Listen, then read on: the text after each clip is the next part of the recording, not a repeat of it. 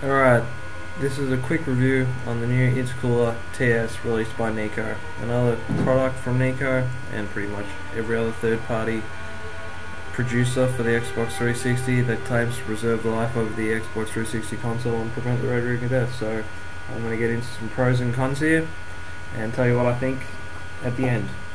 Pro, obviously, very sleek design as you can see. Looking very good there. Nyko did a good job with that. Now that's only a small pro obviously, but it's nice to have. It looks good.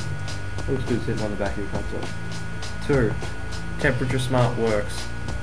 It senses the air coming out of your console, hot, cold, whatever, and adjusts fan speed accordingly. Works very well. Nothing really sour than that. It's just like the stock fans in the back of the Xbox. They adjust the temperature of the console. 3. See these tabs here? I'll turn it on some a bit. One there, one there, one there, one there. 4 tabs. Seals to the back of the Xbox well. Does not let any hot air escape out the side. Works beautifully. That'll seal up nice and tight and work beautifully. That's what you want. You want a nice tight seal on the Xbox console. 4. Biggest pro here. Doesn't suck power from the console. It's got its own bloody power adapter, thank God. This is what it does. This stops 2 things from happening. 1.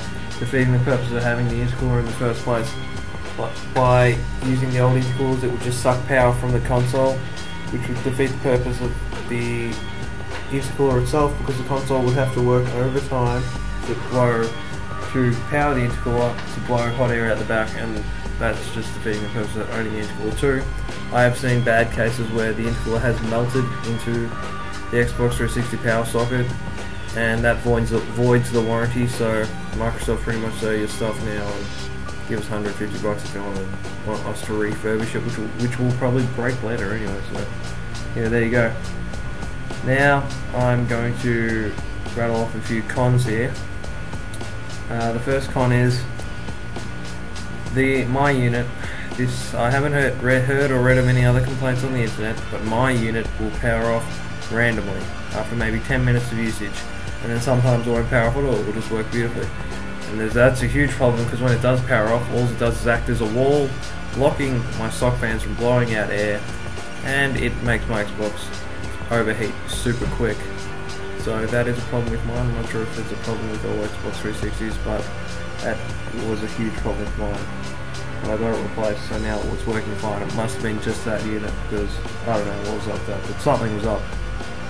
Okay. 2. It's only produced in America. Now that's bad for us international buyers, because it costs a lot to import pretty much, and because it's new on the market, it is rather pricey. So I recommend maybe waiting a bit if you can to buy it, because it will go down.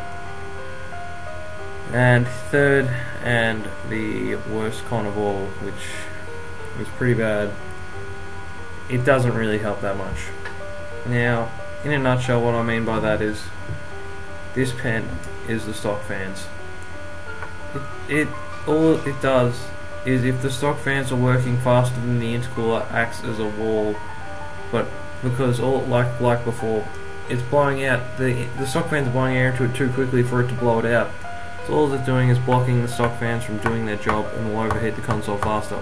On the other hand, if the intercooler fans spin faster, which I think they do, which is a good thing, the stock fans will act as a wall, blocking the intercooler from pulling air out, which is better than the latter of the two, but still not that good. It's not going to help that much, in other words. I would only ever buy this intercooler if one of my fans in the console was not working and I didn't know how to fix it, which I didn't, so that's why I bought it.